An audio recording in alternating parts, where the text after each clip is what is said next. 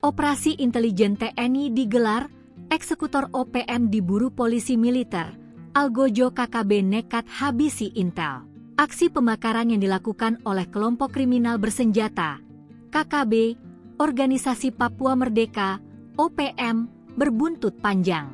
Kepala Penerangan Kodam, Kapendam, 17 Cendrawasih, Letkol Infantri Tri Purwanto menyatakan, satu dari dua orang korban yang terbakar dalam kejadian tersebut adalah prajurit TNI.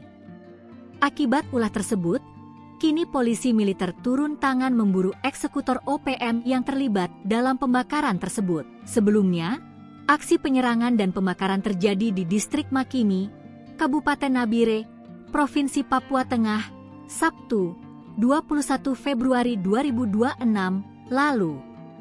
Tak hanya pos keamanan milik PT Kristalin Eka Lestari, KEL, 2 orang dinyatakan tewas terbakar. Tri Purwanto menyatakan, satu dari 2 orang yang menjadi korban itu adalah Serda Hardiman. Serda Haniman merupakan prajurit TNI Deninteldam 17 Cen yang melaksanakan tugas monitoring wilayah di Nabire. Korban lain adalah seorang warga sipil Aksai Sandika Moho, merupakan karyawan PT KEL. Usai peristiwa tragis itu, Kodam 17 Cendrawasih memulai investigasi menyeluruh. Penyerangan tersebut diduga dilakukan oleh kelompok OPM yang dipimpin oleh Aibon Kogoya.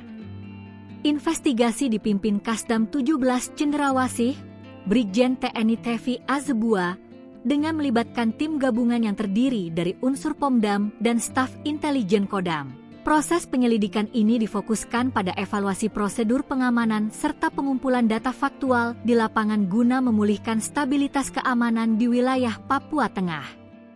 Tevi mengatakan bahwa investigasi saat ini sedang menyisir legalitas operasional perusahaan dan keberadaan satuan pengamanan yang bertugas di lokasi kejadian saat serangan berlangsung. Ia menegaskan bahwa setiap penempatan personel pada objek vital harus berpegang teguh pada aturan hukum dan prosedur tetap yang berlaku di lingkungan TNI. Pemerintah daerah melalui Sekda sebelumnya telah mengonfirmasi bahwa perusahaan tersebut memiliki izin resmi dalam menjalankan aktivitasnya.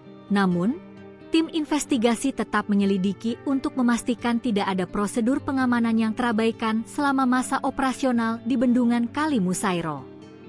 Lebih lanjut, pihak keamanan terus berkoordinasi dengan tim forensik RSUD Nabire untuk memastikan identitas resmi kedua korban melalui prosedur medis yang akurat.